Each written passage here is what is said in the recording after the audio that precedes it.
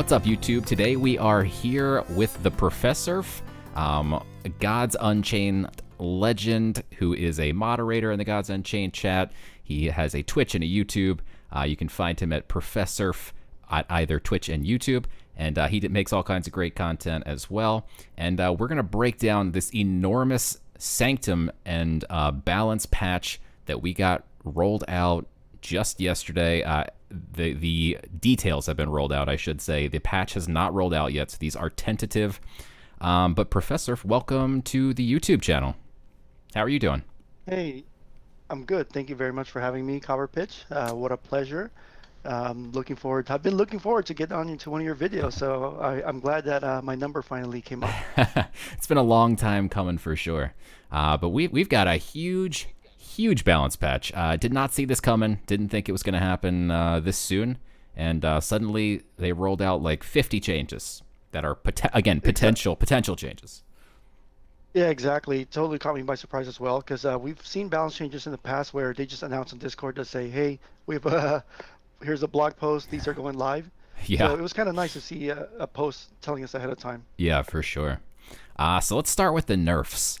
Number one on this list is one that everyone's been waiting for a very long time, and that is Sip of Elixir. It changes from unlocking a mana lock and drawing a card to just unlocking a mana lock. This was way long overdue in my opinion. I think it's much fairer now. It's not an exciting change by any means, but it's a huge one. I agree. I don't think it's anything groundbreaking. I think people have been just asking for something like this. Yeah. And like you said, it's not anything major, but it seems like it's the right step that everybody has been looking for. Yeah, and I think in combination with the next one here, maybe it becomes a little bit bigger, and that is that Auric Implosion changed from dealing 5 damage to a creature and 3 damage to all other creatures, which was one of the best board wipes in the game. That doesn't just completely kill everything. And now it deals 6 damage to a character, meaning it can go face, and 1 damage to each other creature. This is a pretty crazy change. What are your thoughts on this one? Yeah, that was super interesting. So the first time I read through the notes, I actually glossed over the character part. I just thought it was, oh, they made it 6 and 1. But you know, as we'll talk about with the later changes, a theme seems to be emerging with Magic, where they're trying to push it in a different direction. So I do like the flexibility with going to the 6 damage. It is sort of changing the nature of the spell now. Instead of an AOE, it's more a very small tracking bolt, that costs a lot, but more of the face damage seems to be more important now. Yeah, I mean, you can also use it on a creature. So you can do 6 to 1, kill a Demogorgon, importantly, and then also do 1 to everything else. But yeah, I agree. I think that they changed the nature of it so much that it's going to mostly be used for faces now. Yeah, go ahead. Yeah, I was going to say, I do like how they kept the mana the same, 6 mana, because they did nerf Sip, so they've hit the mana portion already with mana ramp with Sip of Elixir now and the Toad before. So it makes sense that they left it at 6 mana and just sort of changed the nature of the card, but it'll be interesting what comes into play with the changes. Yeah, that's true, because they had proposed a change to bring it up to 7 mana before. So that's a good point, that they left it at 6, but they also took care of the ramp, which the ramp was just out of control. So yeah, I like it at 6 as well. Now there is a buff that's going to come up in Ramp Magic that we'll talk about in a little bit, which maybe makes me not like this change as much, but we'll get to that in the buff section. Next up, we have the most ubiquitous card in the game, Vanguard Axewoman. It used to be a 2/3 with Blitz. It is now mana reduced. It's a 1 mana. It used to be 2 mana. Now it's a 1 mana 2/2. So this one's kind of shocking to me in the sense that everyone knew that Vanguard should be nerfed. It's in almost literally 100% of decks. But I don't know if I particularly like how they did this. I don't hate it. It definitely needed something. I just don't know if this is it. What are your thoughts on this one? Yeah, right on. I think it's definitely a different. We expected them to make a right turn on this card, and they took a left turn here, Yeah. totally changing it. Yeah, so I think that's part of the being able to digest this. This is totally something that came out of left field. I actually Video James had actually asked, players on the Balance channel what cards they'd like nerf, and this was one of the things that I posted about. But my suggestion was just leave it as a 2/3, but it wouldn't gain Blitz unless there was a friendly creature on board. I loved your So for solution. Yeah, that's a great. Honestly, I loved that. That's phenomenal in my opinion. Yeah, thanks. So yeah, so totally like, a lot of the players that were suggesting changes to Axewoman was keeping it at the 2 mana cost. So really the change to 1 mana and then making it basically a tavern brawler with a Viking tag was, I think, I don't think anybody expected this. Yeah, my solution, and by no means am I promoting it as good, was just to be thematic and maybe make it like a 2/2 or a 2/1 with Blitz, and also equip an axe that's like a 1/1, and give it Blitz as well. She's an axe woman Yeah, after that all. Give her an axe. yeah, that makes sense actually. Is there a card like that? Like, is it Leviathan but without the blitzes? Yeah, good point. Have you seen? Leviathan Hunter is a Right. 2/1, and he does equip either a 1/1 or a 2/1 if you have another Viking on board. So that is very similar. I agree, and maybe it stands in the way of doing a very similar thing here, but I just am not 100% sure. But again, I'm excited to see a lot of these changes just to see how they play out. Some of them people are. It seems like for the most part, people are very happy with everything. Some people are very mad about a few things, which we'll talk about later. But I'm excited because it seems like they're really listening. They're letting us see these well in advance, and I think I think they're just trying things, and if it doesn't stick, I think they'll be willing to change it back. So I'm definitely excited to even if the Vanguard's a little weird at 2/2, maybe we'll see something different in the future. Yeah, and I think you hit it right on. The excitement part of it has to do with the team just making changes, period. I think Yeah, yeah, yeah, a lot of players have been saying the meta has gotten stale with the expansion set nowhere in sight. We don't know when, we don't know the name. So I yeah, think any changes at this point is welcomed. yeah, for sure. And the next one is one that people have been asking for a while. Somewhat. Some people have been asking. Some people have been saying, "Hey, let's nerf the shield bearer," which is the problem. I've come up with a very elegant solution. This one I am happy with. Make the shield bearer give +1/+1 like before for 1 mana, Hmm. but instead, if it dies, the +1/+1 goes away. Instead, what they did is they nerfed, quote unquote, nerfed the Marshwalker. The nerf here is that it used to have regen 1, which is huge, don't get me wrong, and now it has just confused. So confused, though, has a lot of synergy with confused buffing decks, and also it's a wild. So this card can gain from the Gloam Druid. It can give it +2 strength. It can gain from wild tags like Trial of the Hydra can buff it. There's still a Shield Bearer. They did not nerf Shield Bearer. That's not coming up on this list, which means you can still have a 2/5 on turn 2, or on turn 1, I should say, and then on turn 2 you could drop a Gloam Druid, and it's a 4/5 suddenly. I don't think it's going to feel great, but it is confused, so maybe it hits the wrong thing and dies, but it still feels like people are going to blitz out the 2/5 Marshwalkers on turn 1.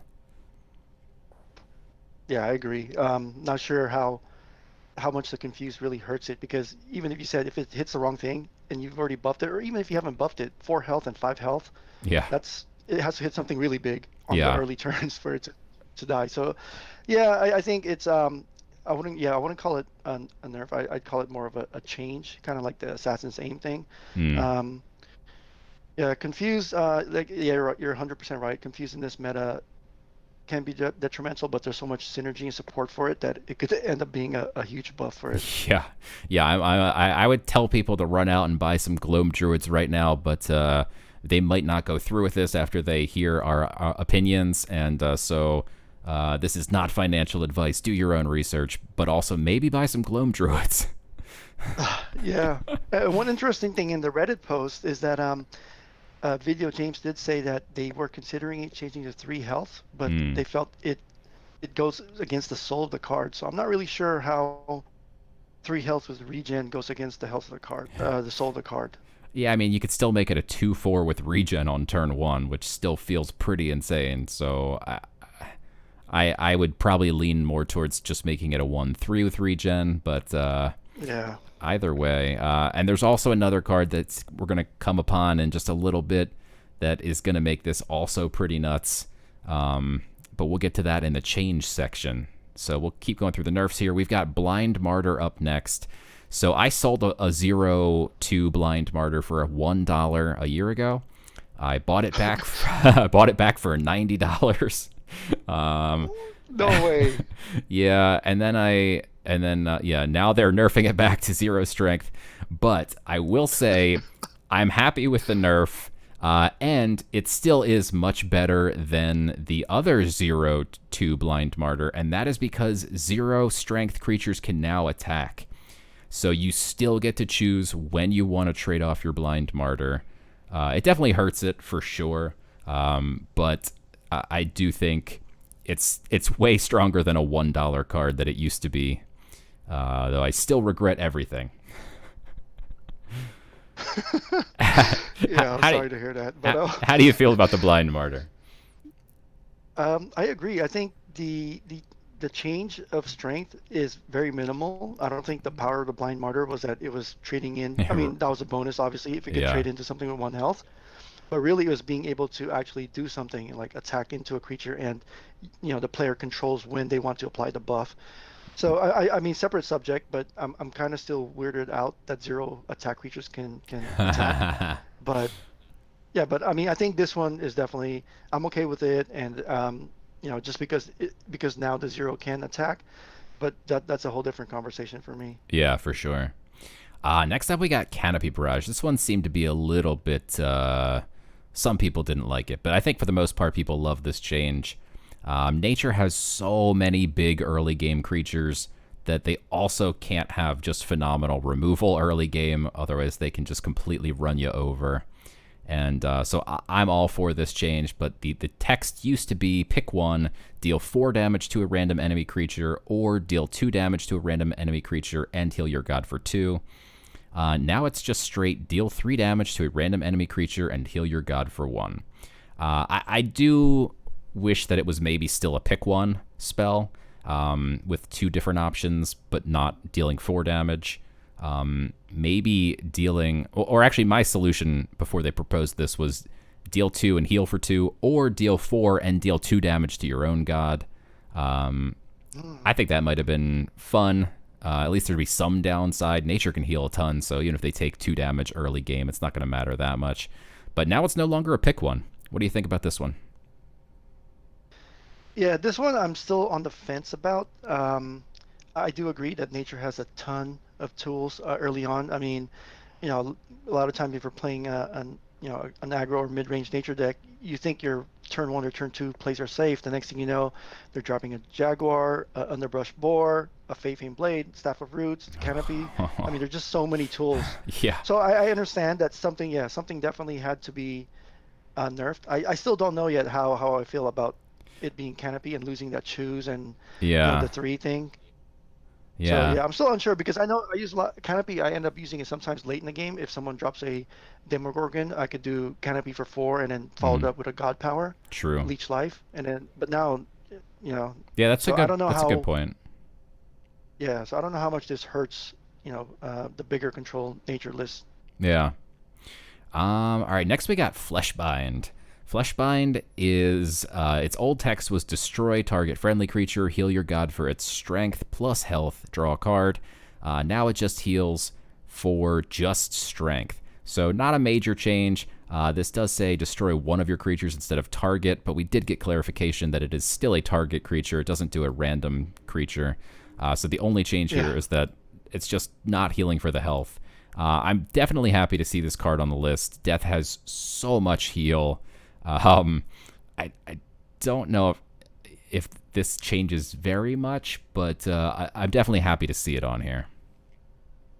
I agree with you. I think Death does have a lot of heals, but Yeah, the impact of this, I think, is minimal. A lot of times, I've seen, you played against Death players, they have their 6/6 on the board, and this is just one example, but they have their 6/6 on the board, they trade into something first, and then they Fleshbind it after anyways.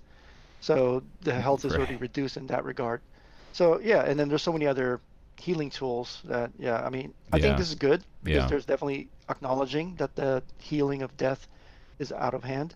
But I think this is a minimal impact. I mean, I would still play this card if I was running death. Yeah, the fact that you get to draw a card on top of it, it's like it's almost a Yes. no-brainer just to play. Like it's almost a cantrip. You get to just draw a card. Oh, and by the way, you also get to heal for like, well, now it might only be 6 instead of 12, which that will be huge. But for the most part, people play it on like Neferu or something to get it back in their hand.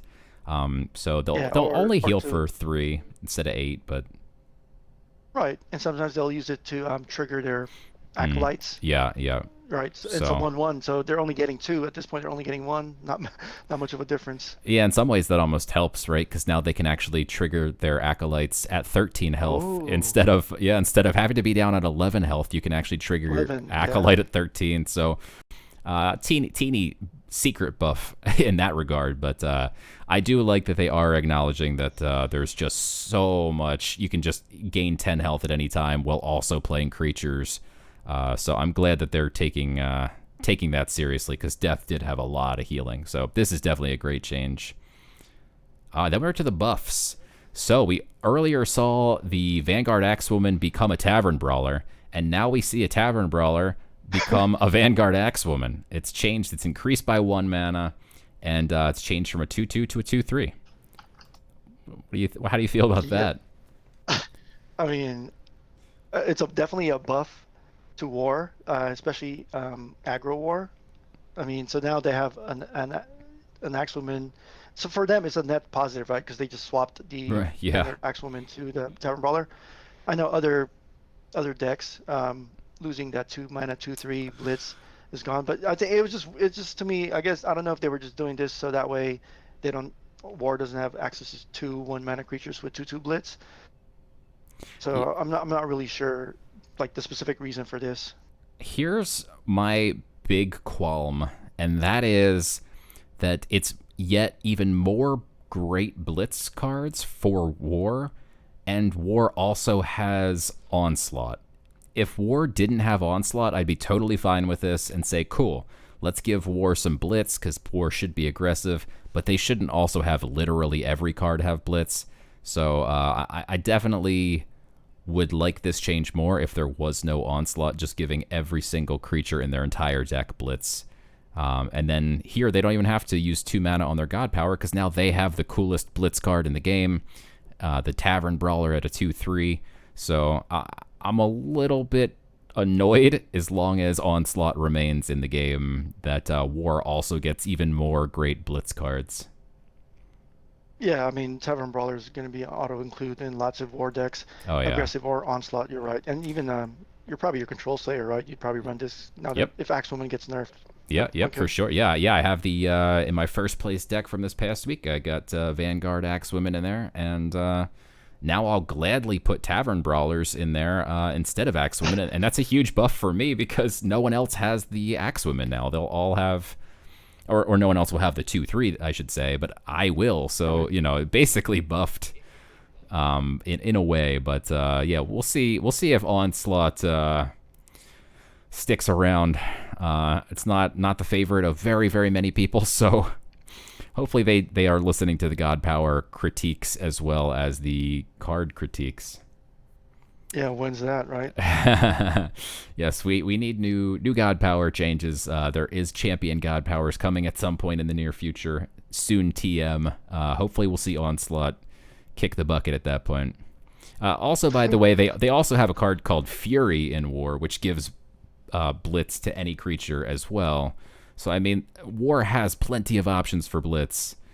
They really don't need Onslaught. They really don't. So that's my piece on Onslaught. Moving on. Next, we've got Vicious Rend, which is a very interesting, wild change to me. I never would have seen this one coming. The old text was just deal 3 damage to a damaged creature, and it did not really see any top level competitive play. Now it's deal 3 damage to a damaged character, meaning you could play this on a god. I still don't know if you would play this, or rather, I should say, you would definitely play this maybe in some type of like aggro Slayer type deck where you could all of a sudden just have 6 burst damage at the end of the game. I mean, that would be pretty nuts. But I don't think people are going to use it to kill creatures, but I guess that option it makes it interesting. I mean, you can definitely use it if you have the opportunity. It's only 1 mana though, right? This card is a 1 mana card. Yeah. So I mean, yeah. So think of it this way. Yeah. Yeah. Go ahead. Finish it. No, I was just saying, yeah, that's 6 damage to the face for 2 mana. So you could definitely finish a game like that. Yeah, that's what I was gonna say. So if it seems like they're pushing war towards a more aggressive playstyle, and then let's say we'll just take a basic enraged deck. You have sights, or even for budget players, you have the Blade of Sticks. So at late in the point in the game, early on you're using your Blade of Sticks or sights, to maybe clear the board and trade if you need to. But later in the game, those relics are going face as a finisher. And at that point, too late in the game, the opposing god is already damaged. So this is going to work 100% of the time. So imagine late in the game, you have a Blade of Sticks that goes to the face, regardless of front line, for 1 mana. So it's like extra Blades of Sticks in your deck. Yeah.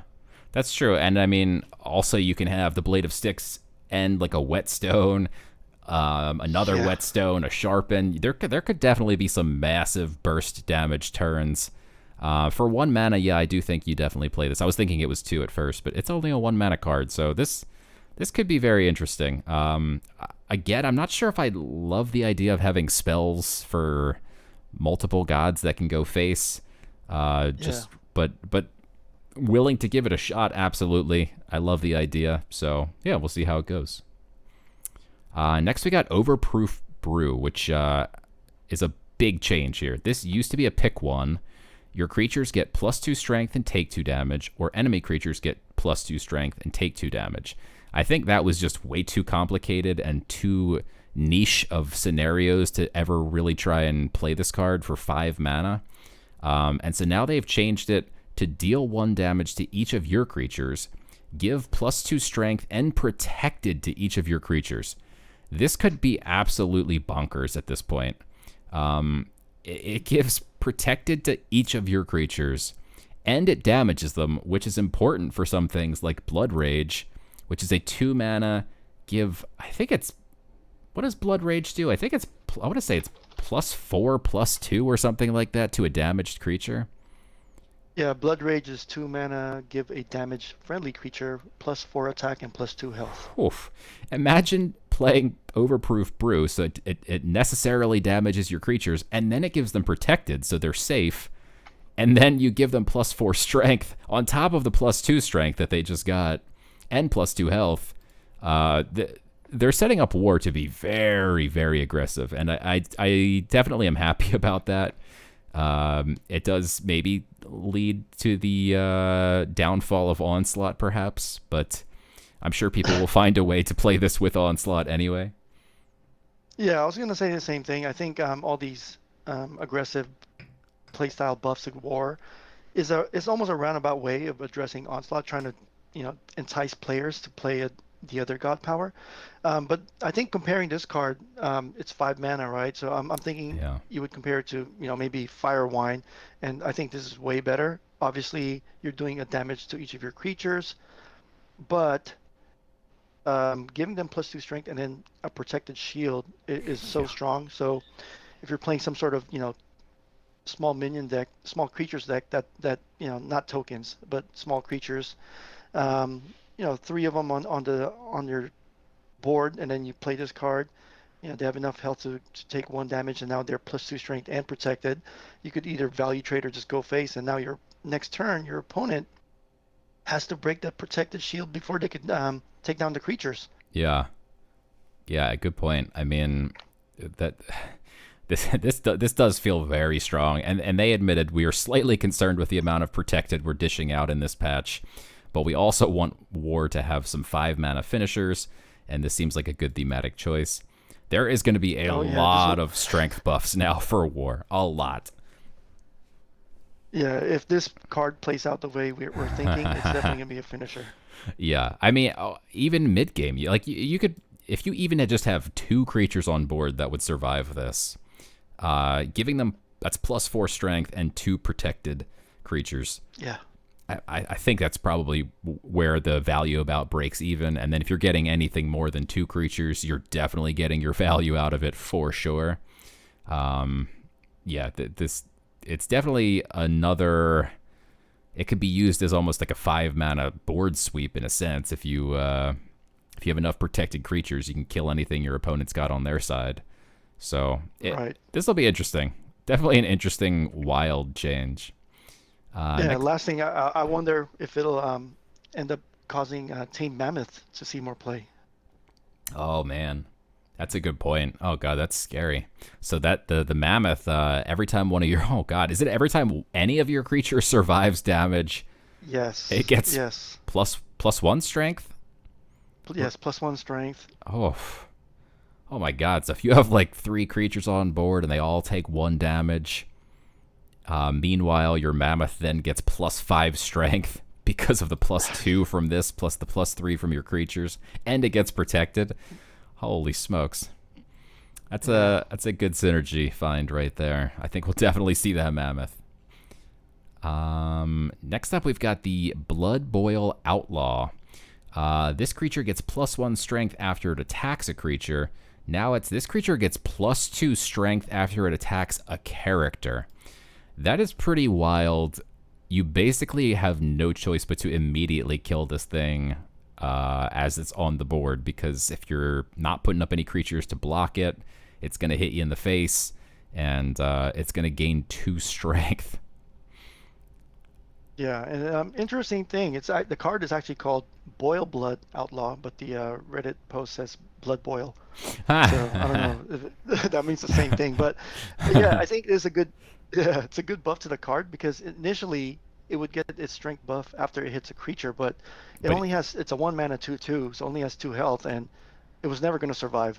yeah, this creature now could be pretty good in the above deck with Overproof Brew. He's got 2 health, which is all you need, and if he just goes face once, he's already gaining strength. If you've given it protected and it gains even more strength, yeah, there's going to be a lot of crazy war synergies. I think it definitely does seem like they're roundabout, like you said, nerfing Onslaught here.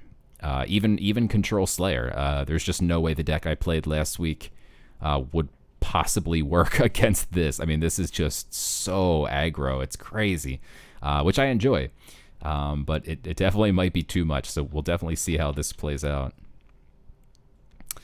Next up, we have the Vampiric Skull. This one is pretty crazy because it used to be a burn 1. It's a 6 mana burn 1. Roar, summon a random creature that costs 3 or less from your void. Now it just has a roar, summon a creature that costs 3 mana or less from your void, and give it Soulless. So it's still a 6/6 for 6 mana. And if you build the right deck around this creature, you can guarantee you're going to get yourself back typically at least a 2 mana creature. You probably wouldn't want to play this in a deck that's heavy with tokens or something, obviously. So, if you get yourself some nice 2 or 3 mana creatures in your void, I mean, you could be conceivably getting back a Pyramid Warden, which is 8 stats on top of the 12 stats that you're getting for 6 mana. So, I mean, that's an absolute that's 20 stats for 6 mana. I mean, that's crazy. Yeah, totally agree.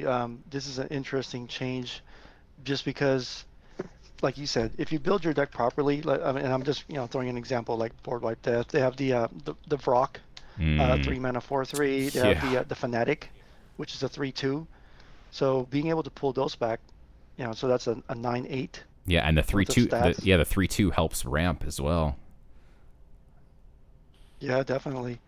So it's interesting that they removed the burn on it. And one thing I noticed, I'm looking at the card. It's a Nether tribe. Hmm. So I don't. I mean, I'm not much into making wild decks, but if you could sort of combo this with Deuteria and all her other forms and a demonologist to pull those Deuterias out, you could end up pulling up, I don't know what the later forms of Deuteria are called, but they're all 1 mana, right? Yeah, yeah. Interesting. Yeah, you can get yourself back a 7/7 from this. That might be a little bit tough, but it's definitely doable.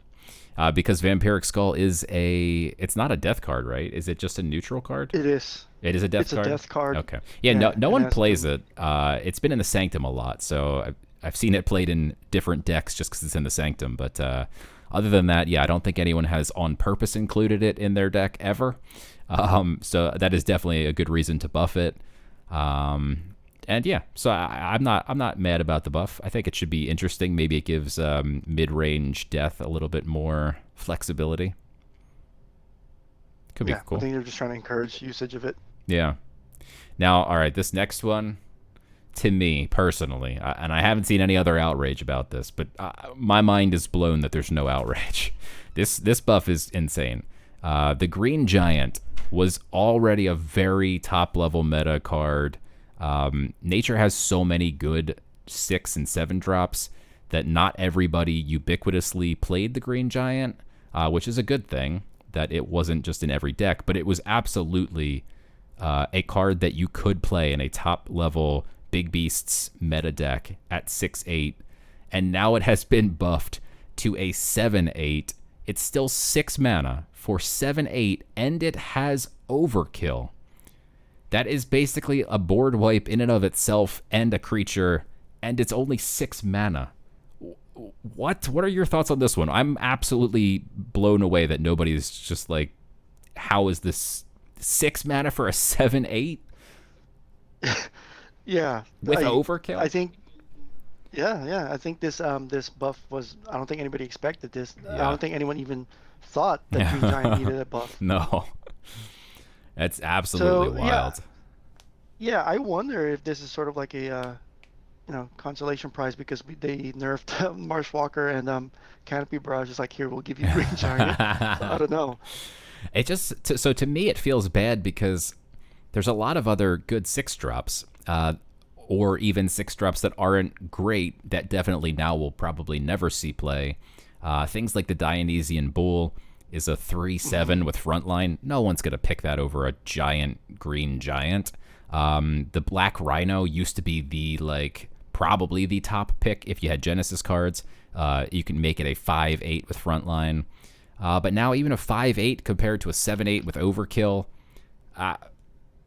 I'm just going to slam those Green Giants down. It's going to be real hard for you to deal with a turn 6 or 5.5 mana. And then if you kill it, I can just slam down the second one. And they're 7/8s. Yeah. I don't know about this one. This one to me just seems wild. Right, and then in the mirror match, if your opponent plays a Dionysian Bull, the Green Giant with the 7 attack now just smashes it. Yeah, it's and barely takes any damage in the process. It's it's wild. And it has the wild tag, and it's also confused. So jeez, possible synergies as well. Yeah, there's a lot of wild synergies we're about to talk about. But first, we got to get to another one that I think is also pretty crazy. This might be the second craziest one to me. Epiphany, which used to be a card that could see top-level play if people had wanted to. We saw Fake Muse play it a bunch of times in different tournaments. It's a good card. It definitely wasn't the best card in Magic. Magic has so many options. But Epiphany was a 7 mana, deal 6 damage to any character, and draw a card. Now it is 6 mana. So you can do 6 damage to the face and draw a card, and it's only 6 mana. But so yeah, they even pointed out here, with Asterisk Implosion also being 6 damage to the face now, potentially, you now have 2 different cards that you can include 2 copies of each that deal 6 damage apiece. That's 24 face damage in the 6 mana range. I mean, again, maybe they're just trying to end games quicker, which I'm all for. I don't know if this is the way. What do you think about this one? Yeah, it's this one. I think you're right. It had a very niche use at 7 mana. It seemed decent, but 7 mana just had so many different options in Magic. But now that 6 mana, it's more enticing to use this, especially if you're now trying to build some sort of burn deck, especially with the other change to Asterisk. Yeah, so it's interesting what they're trying to push the god towards. And you did mention this a couple times already, that it seems like they're trying to end games quicker. Mm-hmm. So I mean, I wonder if that's foreshadowing mobile. Interesting. Yeah, we do talk about that a lot, how mobile games will not be fun at 45 minutes long. So, yeah, definitely welcome to see these changes. I think for me, seeing it at 6 mana by itself, I would have been interested and intrigued and been like, cool, let's do this thing.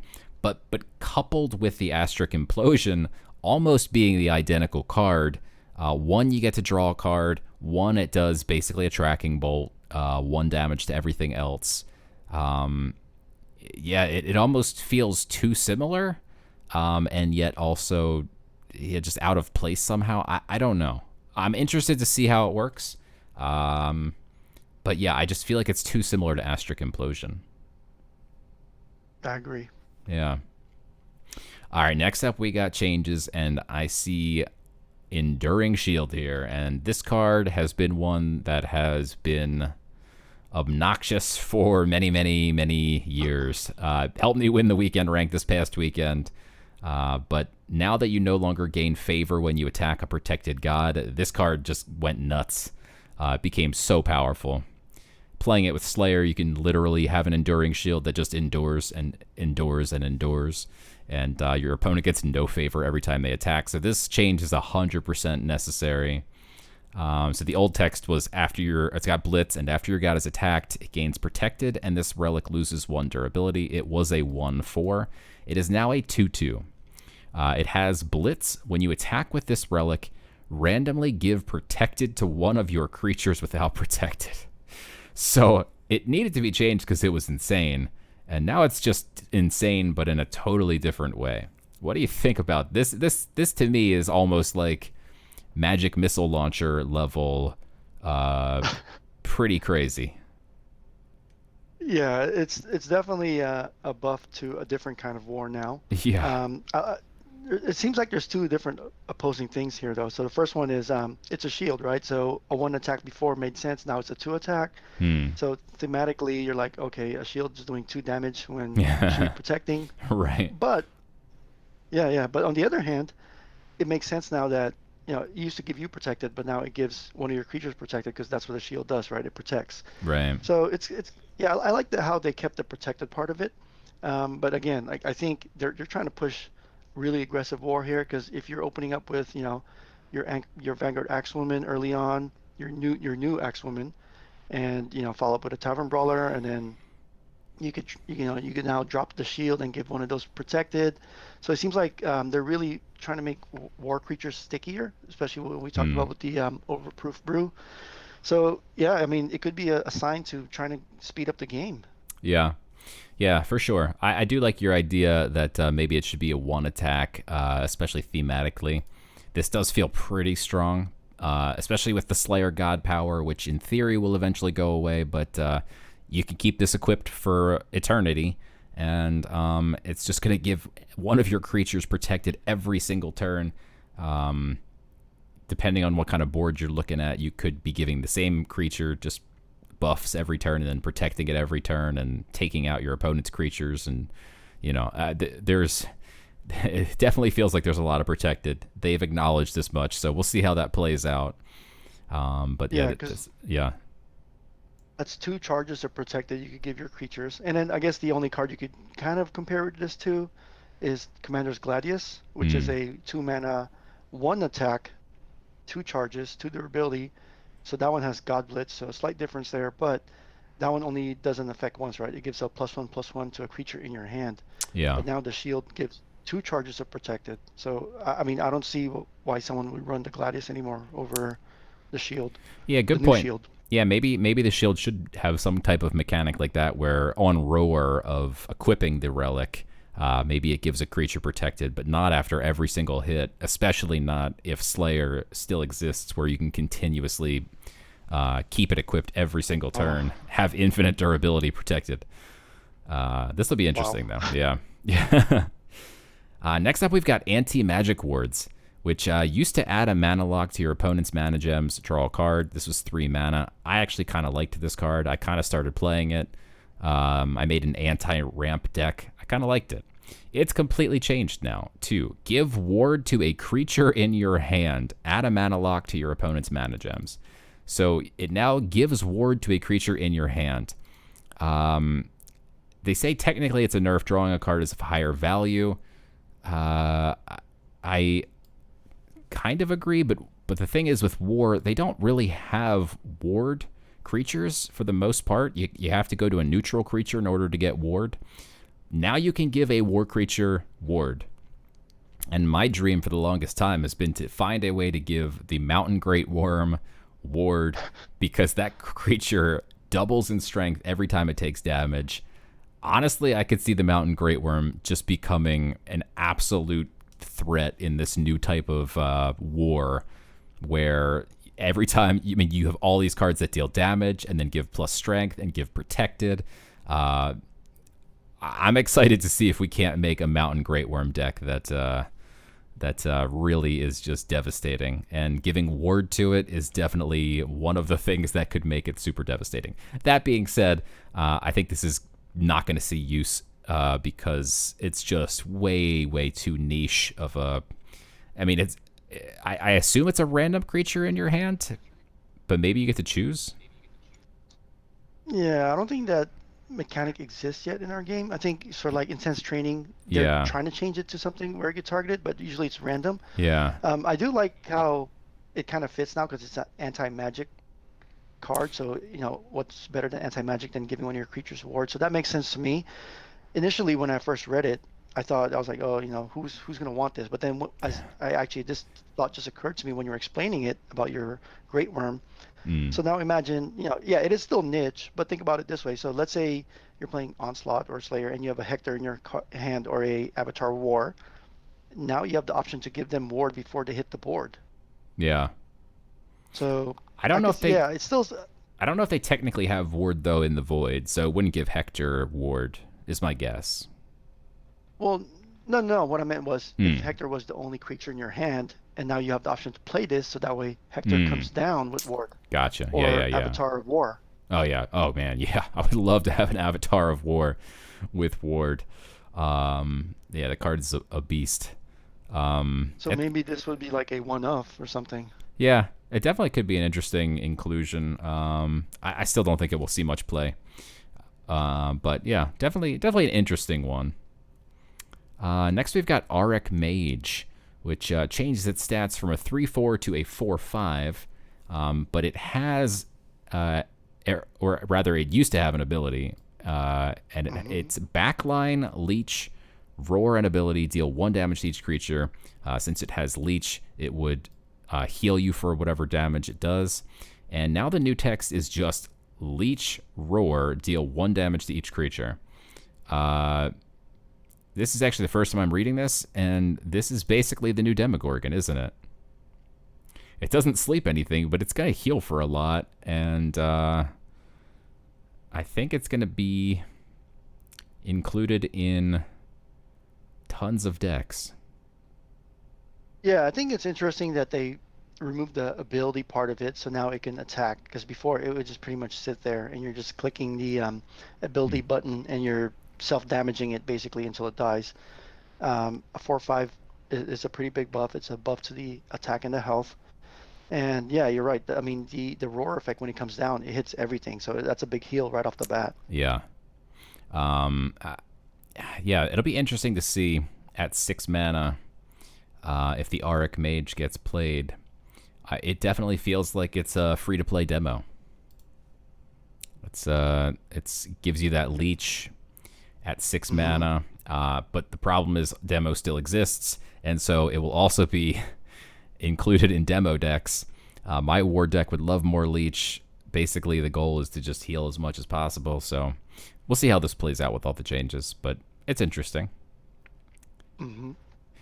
Next up, we have the annoying Bureaucrat, which legitimately annoyed a lot of people. It used to be hidden for one turn. At the start of each player's turn, that player selects a card in their hand and obliterates it, which means you could literally lock your opponent out of ever having cards ever again, because they would have to obliterate a card every single turn after they draw their cards, their card for the start of the turn. So they would, if they only had one card left, that was it for them. They're done. So some people hated it, but some people liked the idea of winning games in that manner. But now they've changed it to hidden for one turn, roar, pull a random card from your opponent's hand to their void.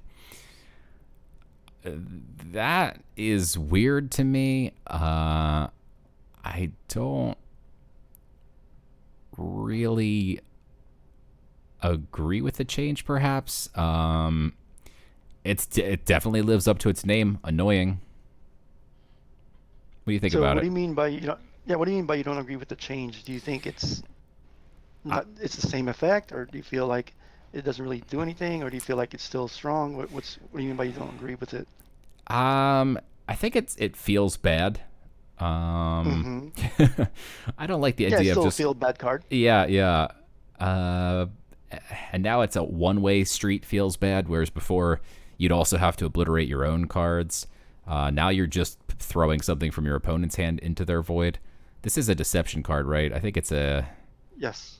a 6 mana. Yeah. Yeah, I mean I- 6 mana 5 Yeah. 4. Yeah, I think it's gonna get played in deception hand crush type decks. I mean, Yeah. if you're playing a control deck against it, there's a good chance that you've got Demogorgons by 6 mana in your hand. It's a good chance that you've got, your 8 drops, your 9 drops, and it's quite possible that this destroys one of them. Yeah, I do agree that generally, I would say most players don't like getting their hands peeked at or taken or obliterated. But I kind of don't like the reasoning that they gave us, though, that they're just saying that nobody liked the lockout deck, so it can go. So I feel like it's a valid play style for some people. Right. So I don't think that's a good reason. But I mean, in the same vein, the new card will still, just do some sort of hand destruction. So it's nice that they did that. Um, but I mean, I think what I don't agree. I mean, I still don't know if the effect is worth it or not. But what I really would like to see more is really, are we changing cards because the cards need to be balanced, or because people don't like it, Yeah. versus things. So I don't know. I'm still on the fence on this. I think the change is neutral to me, Hmm. but I just didn't like the reasoning for it. Yeah, it says we hope it's a little less annoying, but honestly, I think it's maybe more annoying. But we'll see. We'll see how that one plays out. Yeah, it could be more annoying now that it got buffed to 5/4, and it might get played more now, so it's even more Yeah, and more and annoying. it only affects your opponent's hand. Before it used to affect Yeah. both. So yeah, we'll see. We'll see. Next up, we've got Purification Filter. This change is pretty wild to me. The old text was destroy all creatures with strength 3 or more. It was pretty much Light's only board wipe. Lysander's Mercy is a 7-drop that would pull all creatures from the board and put them on the bottom of the decks, but it wouldn't destroy them. So this was legitimately the only board wipe that actually killed everything. And now it's completely changed to destroy an enemy creature with 3 or more strength. Give it +2/+2 to a random friendly creature with the lowest strength. This now just feels like a totally different Imperious Smite. Imperious Smite is 4 mana. Purification Filter is 6 mana. Hmm. I don't think it's gonna get played at all at 6 mana. I'm just gonna play an Imperious Smite if I want to be killing your big creatures. Maybe light control becomes a thing, but guess what light control would love? A board wipe. So I don't know that this really helped anything.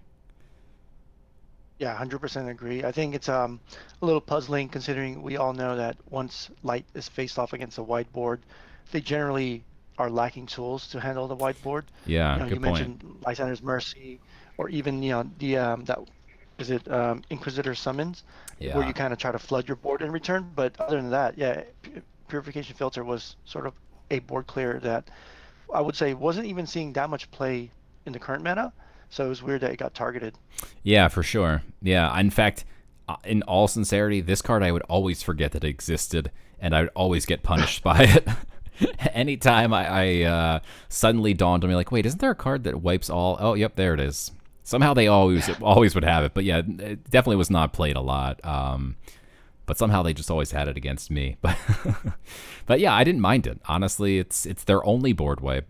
I think a god having one single board wipe is probably okay. I am against gods like Death having Dust to Dust into Black Blood Blast, into Apocalypse Now, into End Times, but that is not the case with Light. Light only had one.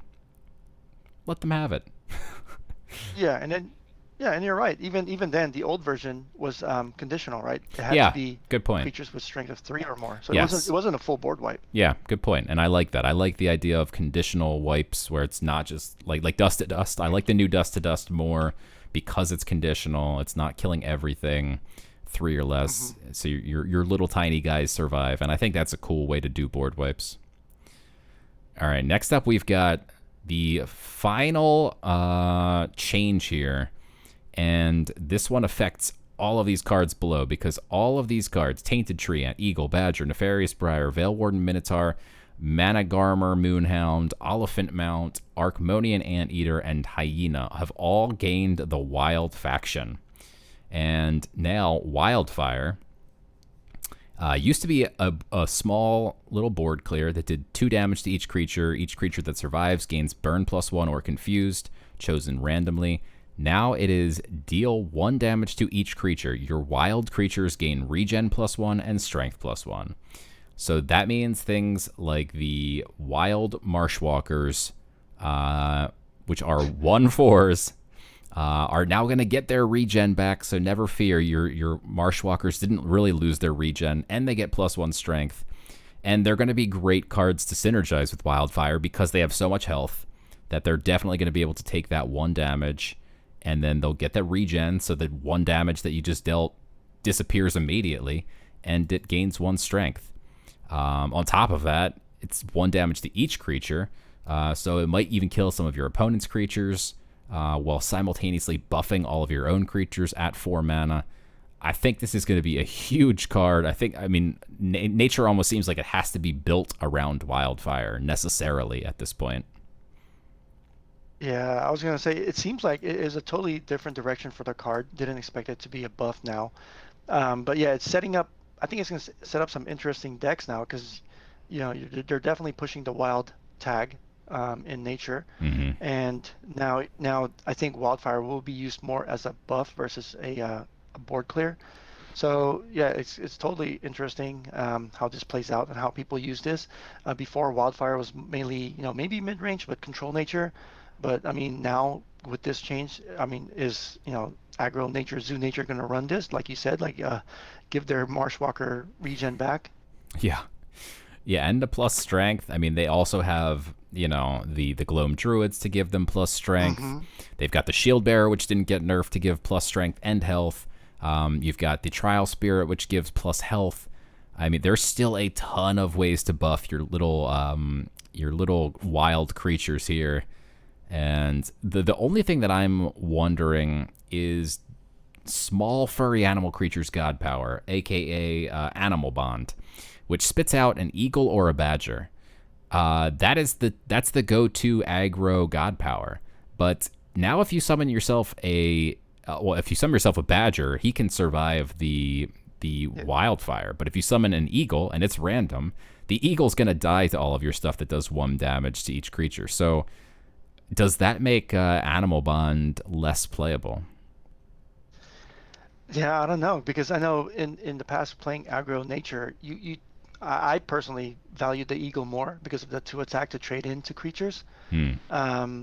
But now when I read this card, I'm like, well, I'd be wishing I'm rolling a badger now, Hmm. just because it'll survive. Yeah. But yeah, I mean, it's hard to see, furry animals slash aggro nature play a different god power. Um, you know, Animal Bond was such a perfect fit, so I don't really know if it would just be. if you rolled an eagle at this point, it's just bad luck, I guess, Yeah. if you're running wildfire. Yeah, I mean, I guess you still have like the trial spirit and the shield bearer to try and buff them up a little bit and maybe have them survive. But yeah, I do wonder what god power people will choose. But yeah, I think that nature is going to be just fine. It's got all these wild creatures. It's got the green giant, which, like you pointed out, has a wild tag. So I mean, all these. There's just tons of buffing. There's Trial of the Hydra, which buffs all wild creatures, and now pretty much all of nature is wild. Nefarious Briar getting the wild tag is huge because this card is one of the best relic removal creatures in the game. It also already has regen. It's also a 3/4 for 4 mana and removes a bunch of durability. What is it? 4 to 3 durability? 3, right? 4 durability. Jeez. Yeah, 4. I mean, so this guy's going to just be ubiquitous, I think, in nature decks. Right now, he doesn't have a tag, so I think Trial of the Hydra decks are going to go crazy. I think Gloam Druids are going to go crazy. I think Wildfires are going to be in all the decks. My only concern is that it almost pigeonholes nature into having to be a wild deck. Like what happened to like Amazon nature or anything else. I think we're only going to see wild nature, but it should be interesting. Yeah, it remains to be seen now, but yeah, I think you're right. I mean, would anybody else run a different version of nature, right? Yeah, and we're all going to top out at green giants because they're enormous. Like, why not? It'll be interesting, though. It'll definitely be interesting.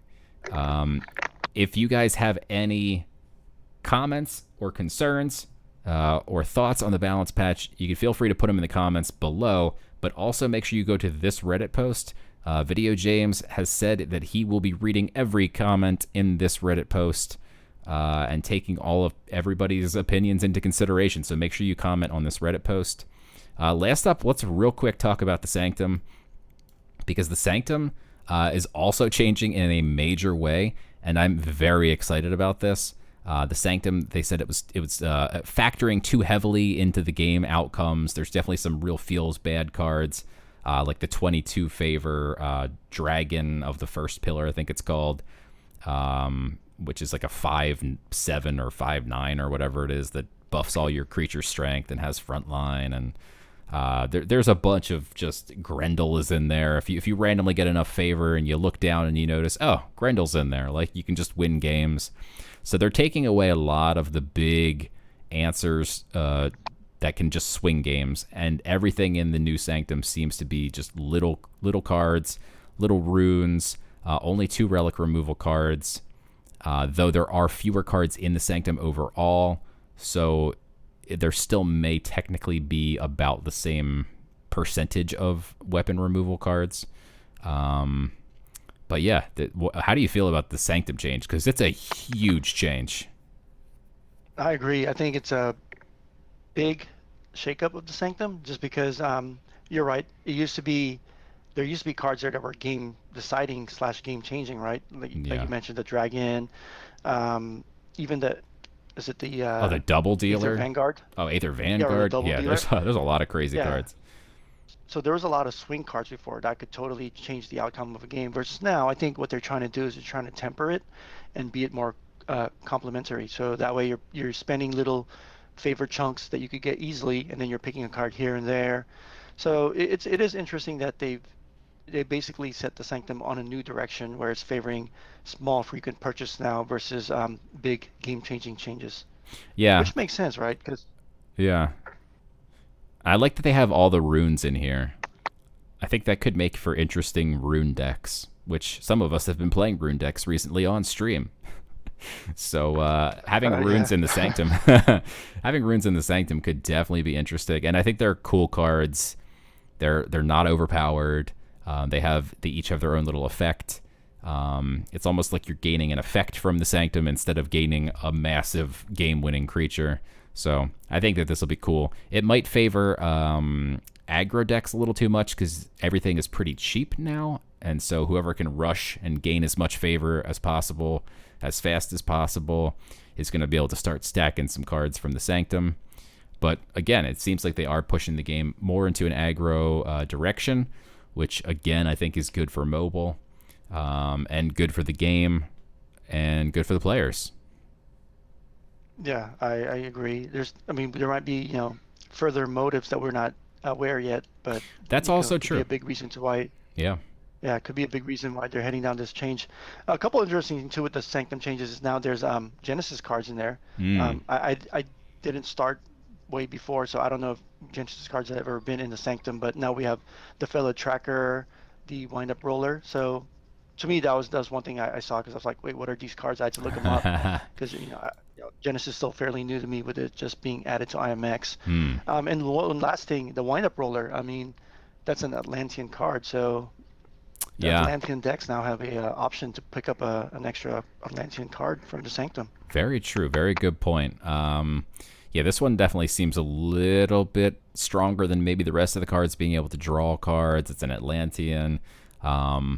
Late game, if if you just see this in the Sanctum and you need to draw a card, there's other cards that you used to be able to buy from the Sanctum just to draw a card, but this draws you a card and gives you a creature, and it's only 2 mana, so this might be a better card that's been in the Sanctum in the past, but definitely interested to see what happens with it. But that's going to do it for this video. Thank you so much, Professor, for giving us all of your thoughts and feedback. You can check out the Professor. Again, he makes Gods Unchained content at youtube.com/theprofesserf. And also, he is at twitch.tv/theprofesserf. And so there'll be links in the chat below. Make sure you guys give him some likes and some subscriptions and follows. And Professor, thank you so much for doing this. No, thank you, Pitch. I mean, this is definitely a pleasure talking with you, making a video with you. Love talking about balance changes. Like to hear other players' thoughts. So, it remains to be seen when this actually happens. Because again, one thing we didn't talk about was they didn't put a date, but I think you're fairly certain it's going to be soon. But yeah, just thank you for having me. Appreciate it. Absolutely. Anytime. All right, guys. We'll see you guys next time.